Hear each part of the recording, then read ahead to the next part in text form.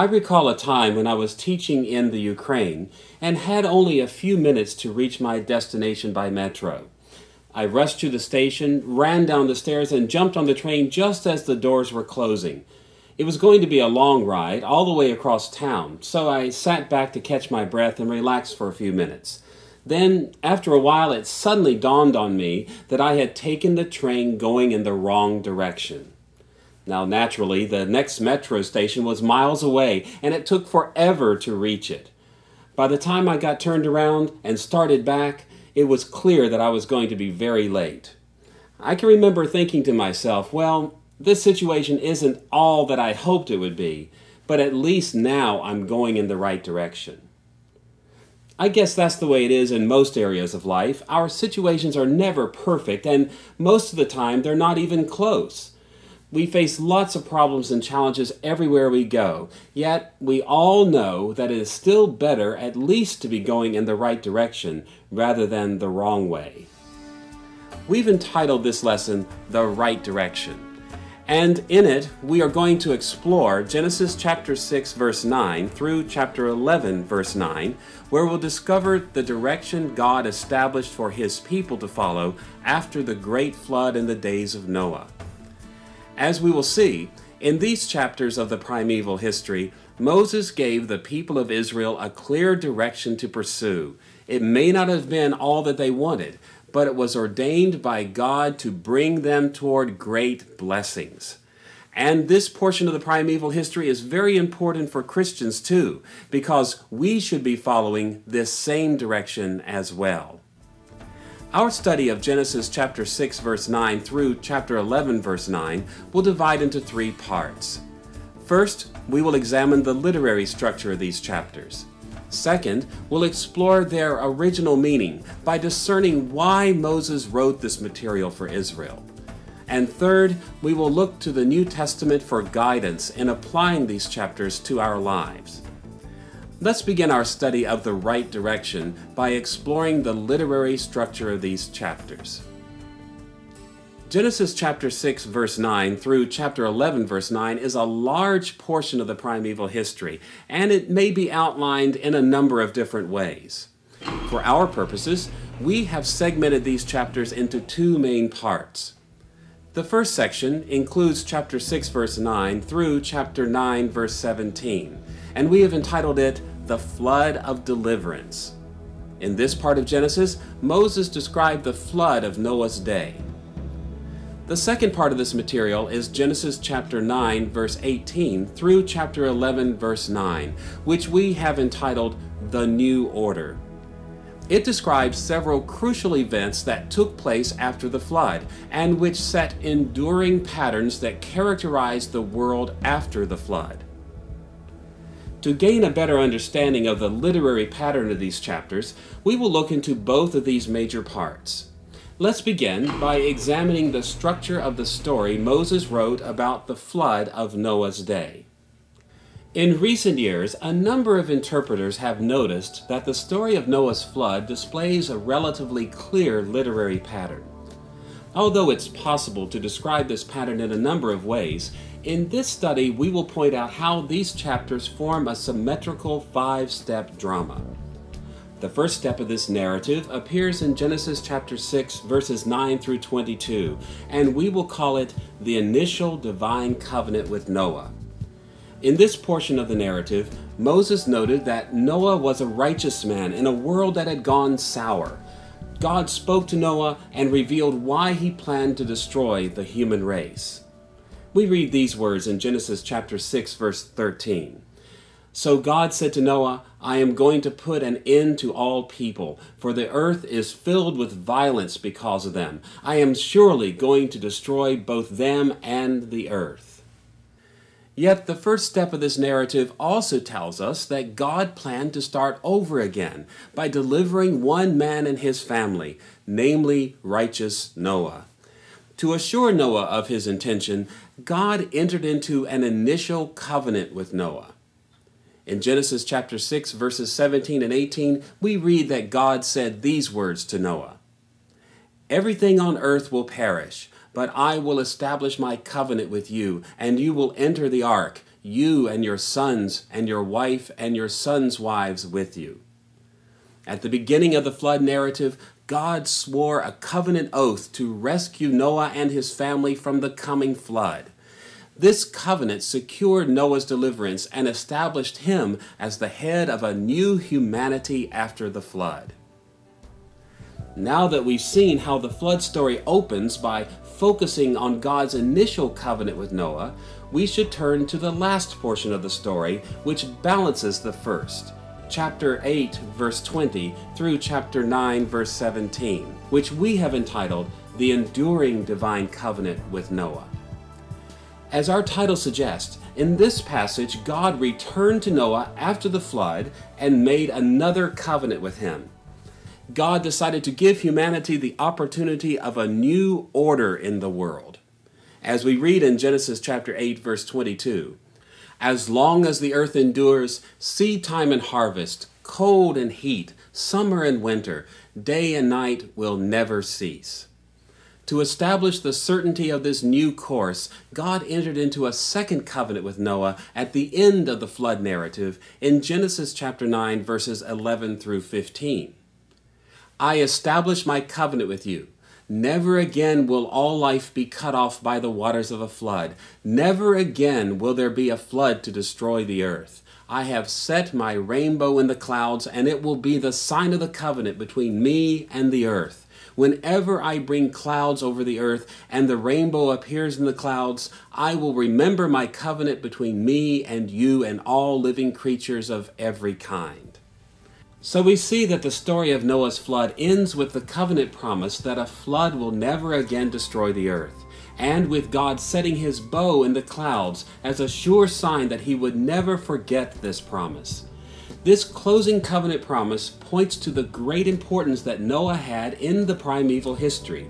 He was the mediator of a covenant which extended to all future generations. With the opening and closing sections of this story in mind, we're in a position to explore the inner workings of the flood narrative. The middle portion moves from God's initial covenant to the new order of the final covenant in three main steps. The second step of this narrative appears in chapter 7, verses 1 through 16, which we have entitled Noah's Escape from Water. This material is rather straightforward. Noah prepared the ark and brought animals of every kind into it, and flood waters began to burst into the world. But Noah, his family, and the animals he had gathered were safely sealed in the ark. The fourth section of the story of Noah's flood forms a dramatic counterpoint to the second step. It describes Noah's exit to dry land in Genesis chapter 8, verses 6 through 19. After the flood had begun to subside, Noah longed for dry land to appear so that he could leave the ark. After a period of waiting, dry lands appeared, and God commanded Noah to leave the ark just as he had previously ordered him to enter it. Now we're in a position to look at the center or turning point of this narrative, Genesis chapter 7, verse 17 through chapter 8, verse 5, which we have entitled The Divine Remembrance of Noah. These verses begin with a description of the flood raging and destroying every living thing on earth. But by the end of this section, the flood has begun to subside. Now, at the very heart of this part of the story is a simple but profound sentence which indicates why God began to calm the raging flood. In Genesis chapter 8, verse 1, Moses wrote that in the midst of the storm, God remembered Noah and all the wild animals and the livestock that were with him in the ark, and he sent a wind over the earth, and the waters receded. In great mercy, God did not forget the covenant he made with Noah and those with him. He remembered the passengers of the ark and moved on their behalf against the raging flood. This outline of Noah's flood brings to light the primary concerns of the story. Moses wrote about the flood as a story of deliverance. Although judgment came on the wicked of the earth, Moses' chief concern was to show that through Noah, God brought humanity into a world of tremendous blessings. Now that we've explored the first portion of Genesis chapter 6 verse 9 through chapter 11 verse 9, we should turn to the second major section, the new order, in Genesis chapter 9 verse 18 through chapter 11 verse 9. Moses' account of the new order in chapters 9 through 11 divides into two basic units. On the one hand, Genesis chapter 9 verse 18 through chapter 10 verse 32 focuses on the sons of Noah. On the other hand, Genesis chapter 11 verses 1 through 9 concern the defeat of the city of Babel. Although these passages may seem unrelated at first, we will see that they actually work together to create a pattern for the new order of the world. They set forth the central features of world history from that time forward. Let's look first at the account of the sons of Noah and the contribution it makes to this portrait of the newly ordered world. Moses' record of the sons of Noah in chapters 9 and 10 of Genesis consists of a title and two main sections. In chapter 9, verses 18 and 19, we find a title which indicates that this portion of Genesis focuses primarily on Noah's three sons and how they were distributed over the earth. In line with this title, Moses' record of Noah's sons divides into two main sections.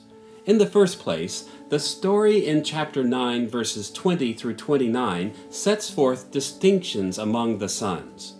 And in the second place, chapter 10, verses 1 through 32 describe the distribution of Noah's sons and their descendants.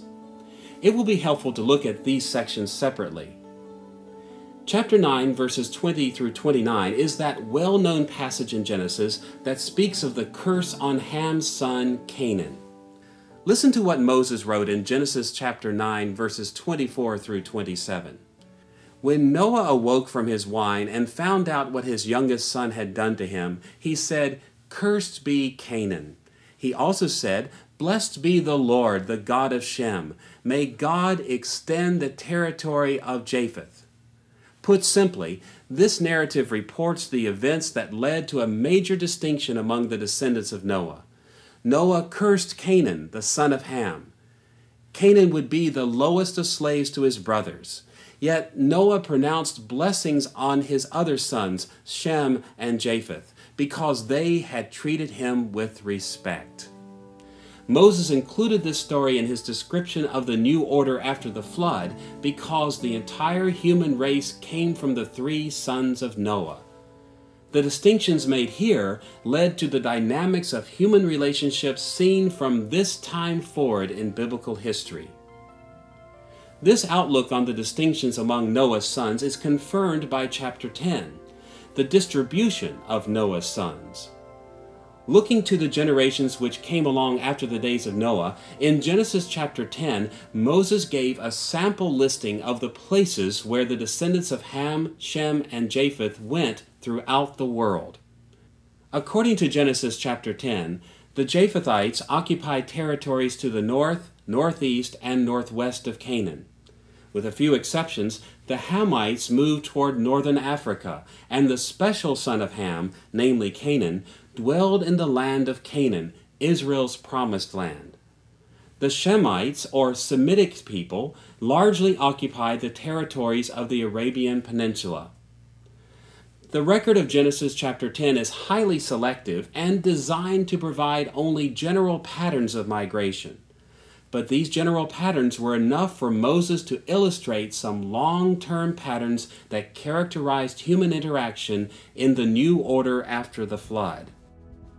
Now that we have seen the literary structure of Moses' attention to Noah's sons in Genesis chapters 9 and 10, we're in a position to look at the second portion of the new order after the flood, the defeat of the city of Babel in chapter 11, verses 1 through 9. The story of the Tower of Babel divides into 5 symmetrical dramatic steps. The first step of verses 1 and 2 begins with the vast majority of humanity together. But by contrast, this narrative ends in verses 8 and 9, where we learn that God dispersed humanity over the earth as he confused human language. Just how did humanity move from being together with one language to being scattered and having many languages? The middle portion explains what happened. The second step of verses 3 and 4 reports a plan which the people had. They intended to build a city with a great tower reaching to heaven so that they would be famous for all time and utterly invincible. Nevertheless, the fourth step of this narrative in verses 6 and 7 balances this human plan by reporting God's counterplan. God called his heavenly army to attack the city by confusing the language of the people, and thereby to stop the construction of the city and its tower. The turning point of this story appears in verse 5, where God investigated the city and its tower. Once God saw the city and the proud plans of its inhabitants, he determined to bring an end to the city of Babel. So we see that according to Moses, life after the flood was far from the paradise we might have expected. On the contrary, the new order includes complex interactions among different groups of human beings. It also includes more defiance of God, as well as God's eventual defeat of those who defy him. Although these structures of the new order may seem strange to our modern ears, we will see that they spoke rather plainly to the experiences of the Israelites to whom Moses first wrote these chapters. Now that we have seen the literary structure of Genesis chapter 6 verse 9 through chapter 11 verse 9, we're in a position to ask a second question. Why did Moses write this account of the flood and the resulting new order? What lessons was he teaching the Israelites as they followed him toward the promised land? Needless to say, we can be sure that Moses wrote about Noah's flood and the course of the new order to inform Israel of the facts of this period of primeval history. Yet his record is far too selective and oriented toward particular themes to think that this was all he had in mind. Moses wrote not just to report the past, but to guide Israel in his own day as well. We will unfold Moses' purpose by looking at three portions of Genesis chapter 6 verse 9 through chapter 11 verse 9. First, we will examine the original meaning of the flood narrative, and then we will turn to Moses' record of Noah's sons. And finally, we'll give attention to the original implications of the last portion of the primeval history, the defeat of Babel. Let's look first at the ways Moses related the flood of Noah to the experience of Israel in his day. To discern Moses' use of the flood narrative, we will look at two aspects of the story. First, the connections he established between the flood and the Exodus, and second, the implications of these connections for Israel. Moses established connections between the flood and his own day by portraying Noah in ways that closely resembled his own life and ministry. Now, to be sure, the lives of Noah and Moses were different in many ways, and these differences should not be ignored.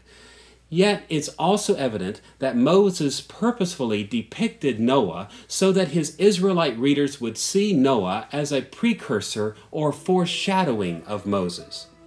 There are at least 8 significant connections between Noah and Moses. In the first place, Moses drew a connection between himself and Noah in the motif of violence. You'll recall from Genesis chapter 6 verse 13 that Noah's flood came because the world was filled with violence. As Exodus chapters 1 and 2 make clear, the Egyptians had inflicted much violence on the people of Israel prior to the call of Moses. Moses' deliverance from Egypt came in response to the violence inflicted on the people of Israel. So the work both of Noah and of Moses was to deliver from violence. A second association appears in Moses' use of the term ark. The Hebrew word for Noah's ark throughout Genesis chapters 6 through 9 is tevah. Interestingly enough, the only other place where Moses used the term tevah was in Exodus chapter 2 verses 3 and 5. There he referred to the basket in which his mother placed him as an ark, or a tevah. Although Noah's ark was mammoth, while Moses' ark was very small, Moses pointed to the fact that both he and Noah had been delivered from watery deaths by means of an ark, or tevah. In the third place, the importance of divine covenants also establishes Noah as a precursor of Moses. As we have seen, according to Genesis chapter 6, verse 18, and chapter 9, verses 11 through 17, Noah entered into covenant with God on behalf of the entire human race.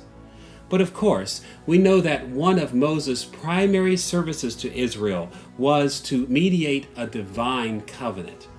As Exodus chapters 19 through 24 illustrates so well, Moses was chosen to lead the people of Israel into a special covenant with Yahweh as they came to Mount Sinai.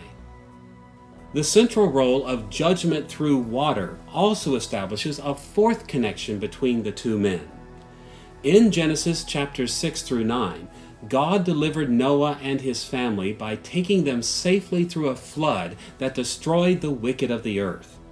And in much the same way, as Exodus chapters 13 through 15 tell us, Moses brought Israel out of Egypt by passing through the waters of the Red Sea, which waters in turn destroyed the army of the Egyptian oppressors.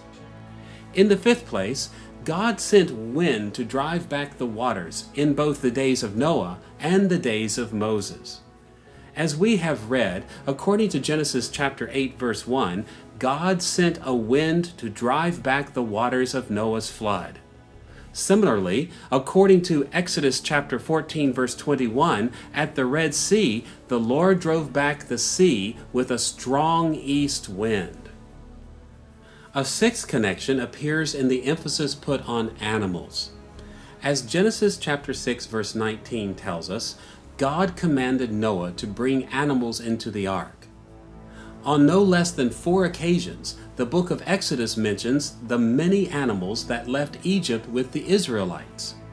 Just as God ordained for Noah to bring animals into the world of his day, God also ordained that Moses should bring animals into the promised land.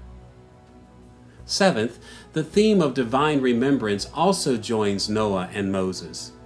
You will recall that in Genesis chapter 8 verse 1, as the waters raged in the days of Noah, God acted on Noah's behalf because he remembered him. God had made a covenant with Noah that he would bring him safely through the flood, and he remembered that covenant. In much the same way, God declared to Moses that he delivered Israel from Egypt because he remembered his covenant. Listen to what God told Moses in Exodus chapter 6, verse 5. Moreover, I have heard the groaning of the Israelites, whom the Egyptians are enslaving, and I have remembered my covenant. Divine remembrance played a vital role in the flood and in the Exodus. Finally, the blessing of nature also associates Noah with Moses. Noah brought the human race into a new world where God promised there would be a lasting and stable natural order that would benefit humanity. In a similar fashion, Moses told Israel that in the land of promise, nature would remain constant and beneficial in much the same way. With these connections between Noah and Moses in mind, we are in a position to see the implications of these parallels for the nation of Israel. Why did Moses establish these connections? To grasp the original implications of this material, we must remember that the people of Israel had seriously rebelled against Moses, questioning his authority and the wisdom of his program of exodus and conquest. These challenges to his ministry led Moses to establish connections between himself and Noah. God had used Noah in the flood of deliverance to redeem humanity from horrible primeval violence and to reestablish the human race in a new world of great blessings. And in much the same way, God had chosen Moses to deliver Israel from the horrible violence of Egypt and to bring Israel into a new world of the promised land. Moses' design for Israel was so similar to the flood of Noah that no one could rightly deny it had come from the hand of God. Now that we have seen the original meaning of the flood of deliverance, we should turn to Moses' record of the sons of Noah in Genesis chapter 9 verse 18 through chapter 10 verse 32. Why did Moses include this material in his primeval history? What was his purpose in bringing these matters to Israel's attention? To examine this portion of Moses' record, we will look at three issues. First, his special focus on Canaan. Second, the theme of conflict. And third, the implication of these motifs for Israel. Consider first the way Moses gave attention to Canaan. You will recall that Noah awoke from his drunken sleep and realized that Ham had dishonored him and that Shem and Japheth had honored him. Now, it would only seem reasonable for Noah to have been angry with Ham and to have cursed him, just as he blessed his other sons. But this is not what happened. Listen to the entirety of what Noah said in Genesis chapter 9, verses 25 through 27. Cursed be Canaan, the lowest of slaves will he be to his brothers. He also said, Blessed be the Lord, the God of Shem. May Canaan be the slave of Shem. May God extend the territory of Japheth, and may Japheth live in the tents of Shem, and may Canaan be his slave. As we see in this passage, Shem and Japheth received appropriate rewards for their righteousness. But Ham was not even mentioned here. Instead, it was Canaan, the son of Ham, who received Noah's curse. When we look carefully at this story, we see that Ham serves a different role than his brothers. In short, Ham has little significance apart from the fact that he was the father of Canaan. Notice the way Moses wrote of Ham in this narrative. In chapter 9, verse 18, we read, The sons of Noah who came out of the ark were Shem, Ham, and Japheth. Ham was the father of Canaan. The same identification appears in chapter 9, verse 22 as well. Ham, the father of Canaan, saw his father's nakedness. In many respects, Ham fades into the background of this story, and his son Canaan takes his place alongside Shem and Japheth. With Moses' special emphasis on Canaan in mind, we may turn to a second concern that appears in his treatment of the sons of Noah: conflict in the new order after the flood. The theme of conflict plays a major role in Moses' attention to Noah's sons.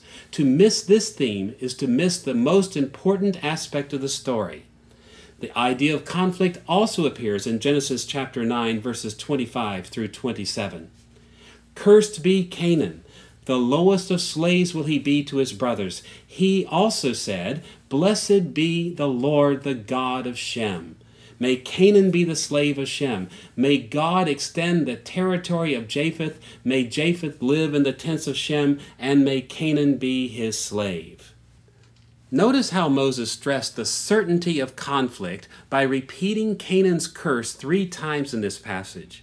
In verse 25, he pronounced the curse that Canaan would be the lowest of slaves, or the lowest kind of slave imaginable. In verse 26, Noah predicted that Canaan would be the slave of Shem. And in verse 27, Moses added that Canaan would become Japheth's slave as well. Through this repetition, Moses stressed the fact that Canaan would certainly be conquered by his brothers.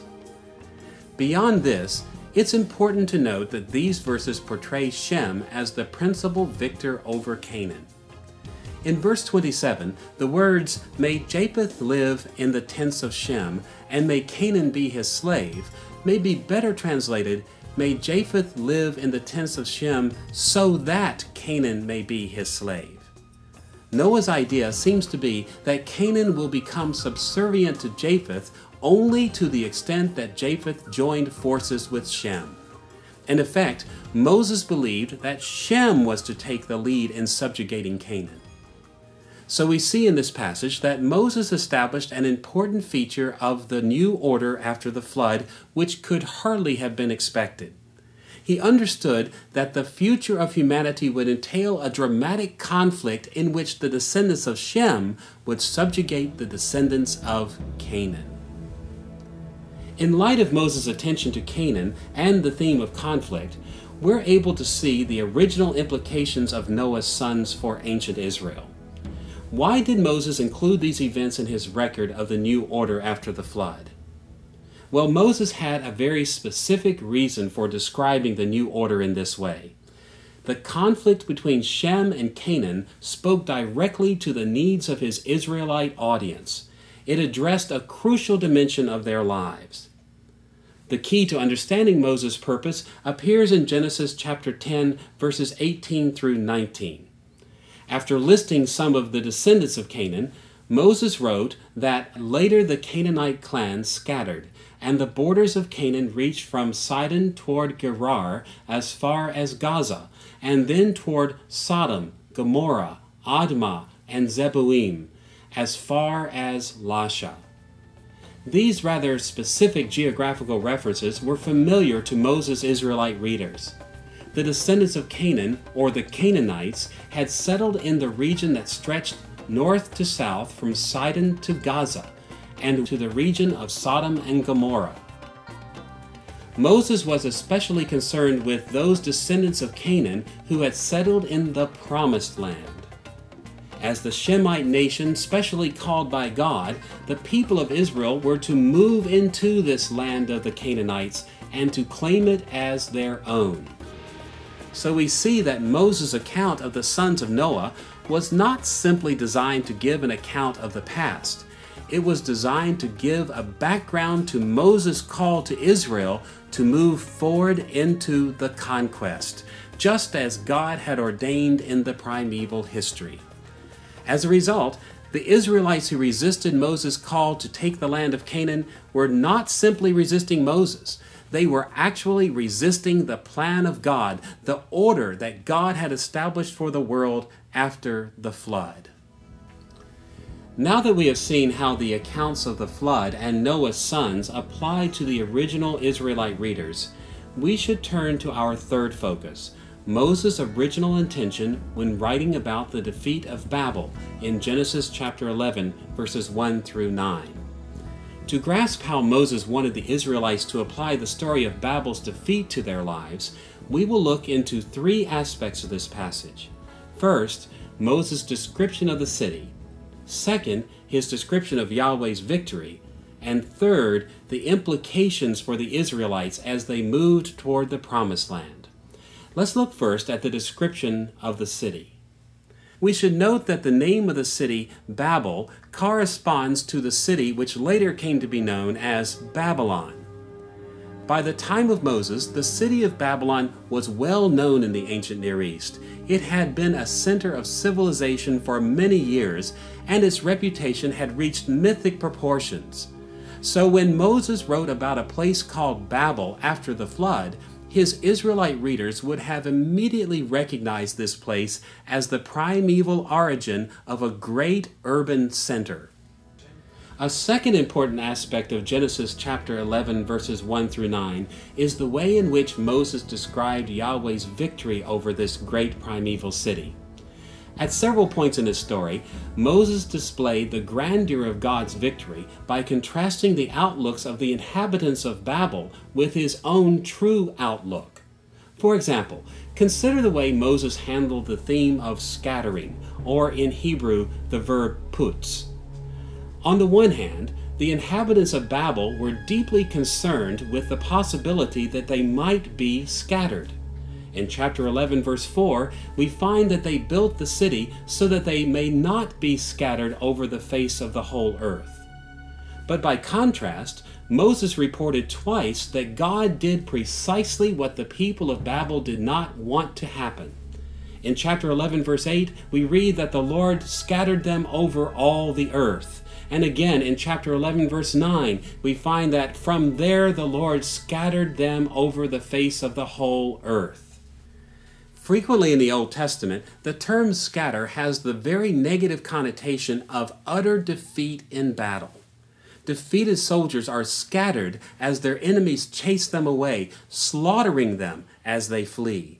And this is the connotation in this story as well. Moses presented this story as an account of an astonishing victory for Yahweh. Yahweh called his heavenly host to war against the city of Babel and to chase away its fleeing inhabitants across the face of the earth. Another way in which Moses contrasted his outlook with that of the inhabitants of Babel was with respect to the size of the city and its tower. According to Genesis chapter 11, verse 4, the inhabitants of Babel wanted a tower that reached to the heavens, the place of their gods. But Moses scoffed at this idea. Instead, in Genesis chapter 11, verse 5, he wrote that the Lord came down to see the city and the tower that the men were building. The Hebrew word yarad, which is here translated came down, has a rather specific connotation in this story. God did not simply notice the city. He did not even simply come to the city. Instead, whereas the inhabitants of Babel wanted to build a tower that reached to the heavens, Moses insisted that Yahweh had to come down from the heights of heaven just to see the city. So we see that Moses jeered at the pretense of the inhabitants of Babel. From Yahweh's point of view, this city was little more than a tiny speck. Finally, we should note how the defeat of Babel led Moses to deride the reputation of this primeval city. The inhabitants of the city called it Babel. In the languages of Mesopotamia, the term Babel meant the gate of God. This name expressed the belief that their ziggurat actually formed a gateway to the gods, and that they were secured by the powers of heaven. But Moses had a different viewpoint on the name of the city. Since Yahweh had severely defeated Babel, the city was clearly not the gate of God. So, what then did the name mean? Moses' strikingly sarcastic answer appears in Genesis chapter 11, verse 9. That is why it was called Babel, because there the Lord confused the language of the whole world. To understand Moses' sarcasm in this verse, we need to understand how he played with the sounds of two Hebrew words. First he said, that is why it was called Babel. The Hebrew word for Babel is simply Bavel, a Hebrew version of what the Mesopotamians called that place. But then Moses explained that the city had this name because the Lord confused human language there. The Hebrew word translated confused is balal, which sounds similar enough to Bavel in Hebrew that Moses' sarcasm worked. He reviled the ancient city by saying that the real reason it was called Babel was because of balal, or confusion, that took place there. So from Moses' point of view, the name Babel was appropriate for this place, not because it was the gate of God, but because it was a place of confusion for the whole world. Through this sarcasm, Moses utterly reversed the awesome reputation that Babel had in his day. He led the Israelites in delightful laughter as he told them that the victory of their God Yahweh had made a joke out of the greatest city of primeval history. With the description of the city and Yahweh's victory in mind, we are in a position to see the implications of this story for the people of Israel as they moved toward the Promised Land. As we know, at Kadesh Barnea, Moses sent spies into the land of Canaan who returned with bad reports. They claimed that Israel could not conquer the land of Canaan because the forces there were too great. As a result, the Israelites turned away from the conquest and spent the next 40 years wandering in the wilderness. It was only when the next generation came to adulthood that Moses was ready to move Israel against Canaan once again. One aspect of these bad reports helps us understand the significance of the defeat of primeval Babel. Listen to what the spies said about the cities of Canaan, as reported in Deuteronomy chapter 1, verse 28. The people are stronger and taller than we are. The cities are large, with walls up to the sky. Unfortunately, most modern translations of this verse fail to draw the connection between this description of the Canaanite cities and the Tower of Babel. When the spies spoke of walls up to the sky, the term for sky is the Hebrew word shamayim, which is often translated heaven. In fact, it's the same term used about the Tower of Babel when it is described as a tower that reaches to the heavens in Genesis chapter 11, verse 4. In both cases, the idea was that the cities were invincible because they had reached the heights of heaven. So it is that Moses drew a connection between the primeval city of Babel and the cities of Canaan. The Israelites thought that the walls surrounding the cities of Canaan reached to heaven, much like those who built the tower at Babel thought that their ziggurat had reached heaven. And this connection between the city of Babel and the cities of Canaan brings Moses' purpose to light. Put simply, the Canaanite cities before the people of Israel may have seemed to reach to heaven, but they were still no match for the power of Yahweh. In the primeval days, Yahweh moved against the greatest city known to humanity, whose tower supposedly reached to heaven as well.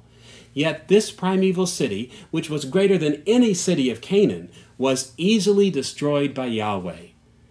Just as God had delivered the human race into a new order through the primeval flood, he had delivered Israel from Egypt. And just as God had ordained conflict between Shem and Canaan, Moses was leading Israel toward the land of the Canaanites. And just as God defeated the great city of Babel, he would soon give victory to Israel against the cities of Canaan. From these chapters of the primeval history, the people of Israel should have understood that to follow Moses toward the promised land was to move in the right direction. So far we have seen the literary structure and original meaning of Moses' record of Genesis chapter 6 verse 9 through chapter 11 verse 9. Now we are ready to ask a third question. What are some of the ways we should apply this material to our lives today? In our usual fashion, we will approach the question of modern application by following the New Testament's description of the 3 stages of Christ's kingdom. We will look first at how the flood of deliverance and the resulting new order apply to the inauguration of the kingdom in the first coming of Christ. Then we will turn to the relevance of these matters for the continuation of the kingdom throughout the history of the church. And finally, we will examine how the New Testament applies this portion of the primeval history to the consummation of the kingdom when Christ returns in glory. As we approach the final chapters of Moses' primeval history in this way, we will discover that the New Testament extends Moses' original purpose for Israel into the 3 stages of Christ's kingdom, his work in the past, in the present, and in the future. Let's look first at the ways in which the New Testament views these themes in light of the first coming of Christ. In the inauguration of the kingdom, Christ accomplished a great salvation on the behalf of his people in ways that corresponded to the themes Moses emphasized in Genesis chapter 6 verse 9 through chapter 11 verse 9. We can see these connections in at least 2 ways: the covenant which Christ mediated and the victory he accomplished. On the one hand, Christ brought deliverance to his people by means of a covenant that rescued them from the judgment of God. As we have seen, Noah played a special role as the mediator of a covenant, and Moses drew upon this fact as he explained his own ministry to Israel. In a similar fashion, the New Testament teaches that Christ is our deliverer because he mediated a new covenant when he came to this earth. All too often, Christians fail to realize that Christ came to this earth when God's people were under divine judgment. Because Israel so flagrantly violated the covenants of the Old Testament, in 586 BC, the Babylonians destroyed Jerusalem, and the people of Israel never fully recovered from foreign domination.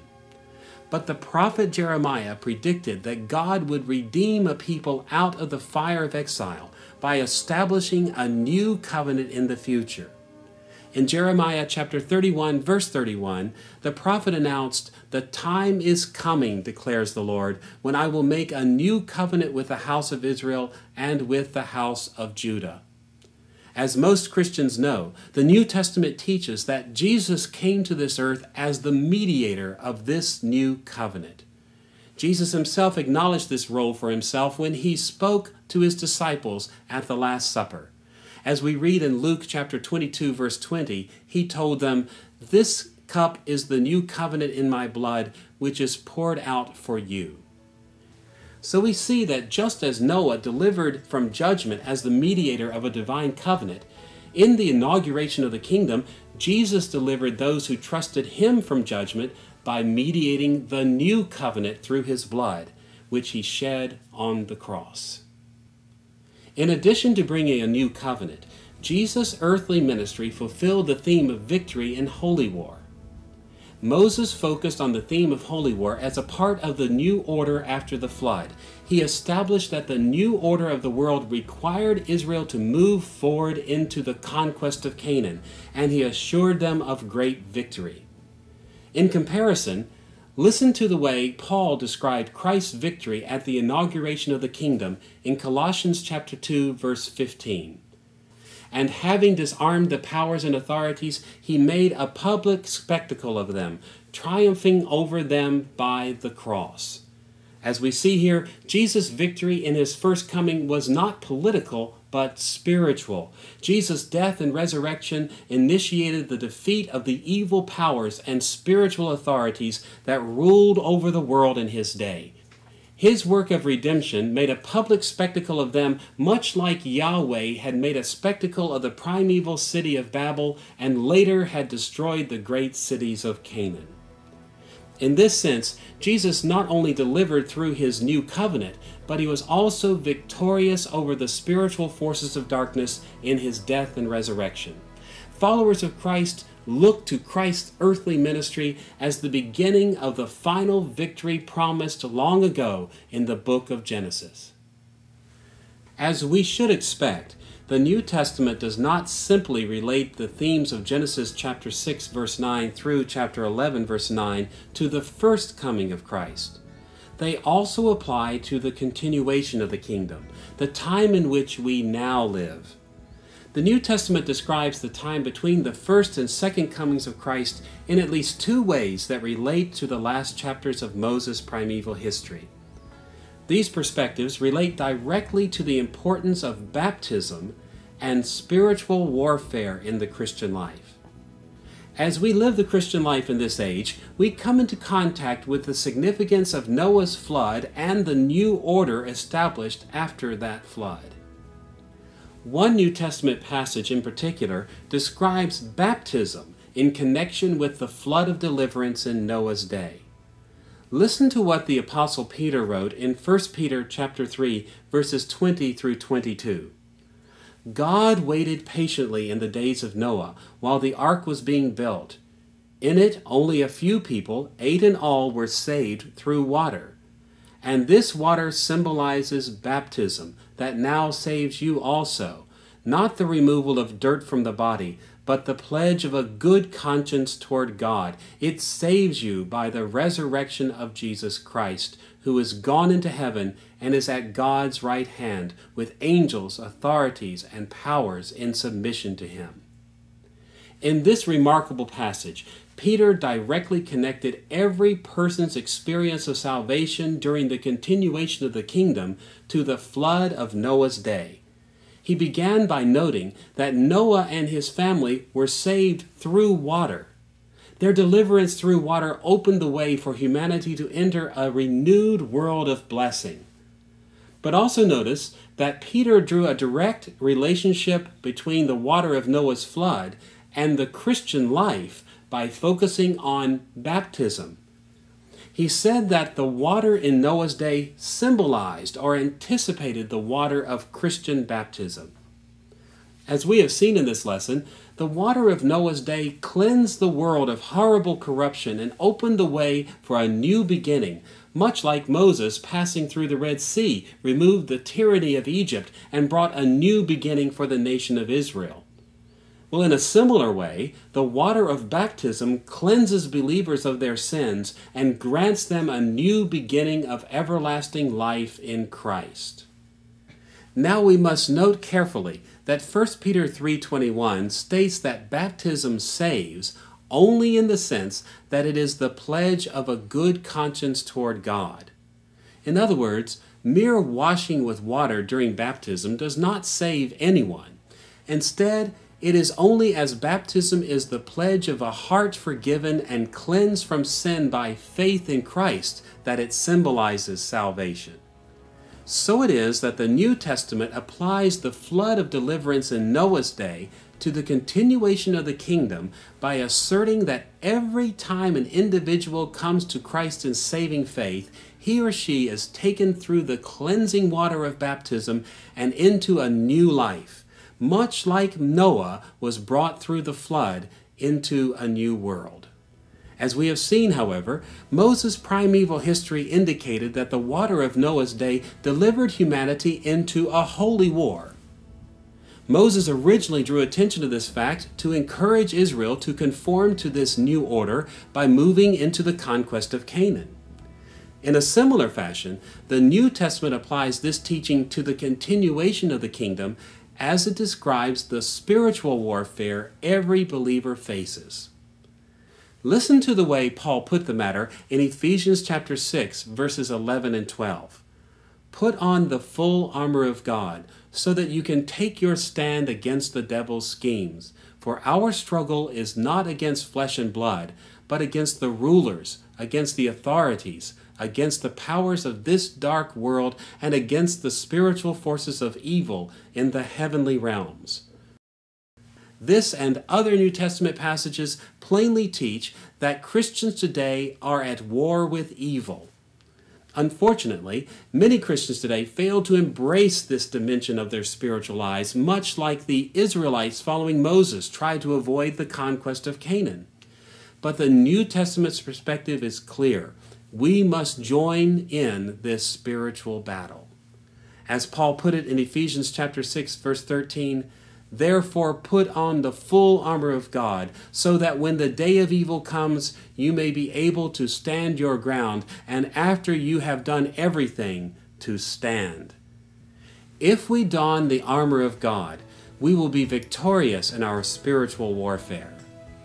So we see that just as the New Testament connects Noah's deliverance through the flood to our deliverance through baptism, it also teaches that just as the primeval world was delivered to warfare, Christian baptism delivers us to engage in spiritual warfare every day of our lives. In the light of the way the New Testament applies the last chapters of the primeval history to the inauguration and continuation of the kingdom, it is not surprising to discover that the consummation of the kingdom is also described in terms of Noah's flood and the warfare of the new primeval order. New Testament writers made these connections by describing the return of Christ in glory as the final cataclysm and the final battle. In 2 Peter chapter 3, we find an explicit association of Noah's primeval flood with the return of Christ in glory. Listen to the way Peter began his discussion in verses 3 through 6. "You must understand that in the last days scoffers will come, scoffing and following their own evil desires. They will say, 'Where is this coming he promised? Ever since our fathers died, everything goes on as it has since the beginning of creation.' But they deliberately forget that long ago, by God's word, the heavens existed, and the earth was formed out of water and by water. By these waters also, the world of that time was deluged and destroyed." In this passage, Peter corrected scoffers who pointed to the uniformity of the order of nature as proof that Jesus would not return. They believed that from the time of creation, everything had remained uniform. Nothing had ever disrupted the world from the way God had made it in the beginning. And since nothing had ever changed, they believed that nothing ever would. But Peter appealed to Moses' record of Noah's flood to prove otherwise. God created the world in the beginning out of water, but during the days of Noah, the world was destroyed by a flood. A major cataclysm had occurred in the history of the world. God had intervened and destroyed the world in the days of Noah. But listen to Peter's conclusion in 2 Peter chapter 3, verse 7. "By the same word, the present heavens and earth are reserved for fire, being kept for the day of judgment and destruction of ungodly men. Put simply, Peter argued that just as the primeval world had come to an end through the flood, the present heavens and earth would come to an end at the return of Christ in judgment. To be sure, this time judgment will come by fire and not by water, but we can be sure that when God decides to act against sin in the world for the final time, it will be through a great cosmic destruction, much as it was in the primeval flood. In this way, the New Testament teaches us to view the return of Christ in terms of Noah's flood. In the days of Noah, the wicked were judged and removed from the earth by a great cosmic upheaval. In an even greater way, when Christ returns in glory, there will be a cataclysm that utterly disrupts the world as we know it. The wicked will be removed from the earth, and all who follow Christ will be delivered into a grand and eternal new heavens and earth. As we have seen, however, in the primeval history, Noah's flood was accompanied by conflict and war between the people of God and the enemies of God. In line with this association, the New Testament also describes Christ's return as a final cosmic battle. Listen to the way the Apostle John wrote about the return of Christ in Revelation chapter 19, verses 11 through 16. I saw heaven standing open, and there before me was a white horse, whose rider is called Faithful and True. With justice he judges and makes war. His eyes are like blazing fire, and on his head are many crowns. He has a name written on him that no one knows but he himself. He is dressed in a robe dipped in blood, and his name is the Word of God. The armies of heaven were following him, riding on white horses and dressed in fine linen, white and clean.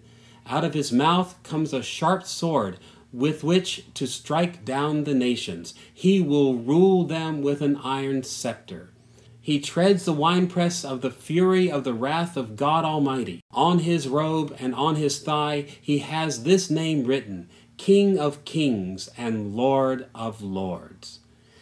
In spectacular language of apocalyptic vision, John declared that the return of Christ would be a worldwide battle in which Christ himself would appear and destroy all of his enemies.